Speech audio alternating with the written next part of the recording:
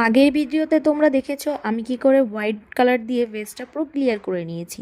এবার তোমাদের দেখাবো তার উপরে রং দিয়ে দ্বিতীয় ভেস্টটা কিভাবে কমপ্লিট করি। আমাকে যিনি অর্ডারটা দিয়েছিল তিনি বলেছিল পুরো ভেস্টটা রেডের মধ্যে করতে, জন্য আমি পুরো ভেস্টটা রেডের মধ্যে রাখলেও আমি বাইরের সাইডটা একটু ডার্ক রেড দিয়ে করেছিলাম এবং ভেতরের সাইডটা আমি একটু হালকা রেখেছিলাম। এটা করবে দুটো তিনটে রংটাকে ভালো করে মেশানোর জন্য, কারণ যদি রঙের লেয়ারটা বোঝা যায় তাহলে ভালো লাগবে না দেখতে। আচ্ছা, তোমাদের সঙ্গে তাহলে একটা কথা শেয়ার করি, যদি কোনো কাজ নিজের থেকে পারি তাহলে কি সেটা অন্যায়? কারণ আমাদের পাড়ার অনেকেই বলে যে তুই আর কত কিছু করবি, একবার এটা করছিস একবার ওটা করছিস। আমি যদি করতে পারি তাহলে তাদের কি? তাছাড়া আমি যতই হাতের কাজ করি না কেন, এগুলো আমি কোনোদিনও কখনোই কারো কাছ থেকে শিখিনি। এটা আমি নিজে থেকেই পারি সবকিছু। হ্যাঁ, আমি মাটির থালার কাজ অবশ্য বেশি একটা করিনি, তারপরেও তারা আমাকে বিশ্বাস করে অর্ডারগুলো দেয়। আমি এত কিছু করছি দেখেও তাদের জ্বলছে, আবার তাদের বাড়ির মেয়েরা কিছু করছে না তাতেও তাদের অসুবিধা। তোমাদের বাড়ির মেয়েরা যদি কিছু না করে সেটাতে কি আমার দোষ?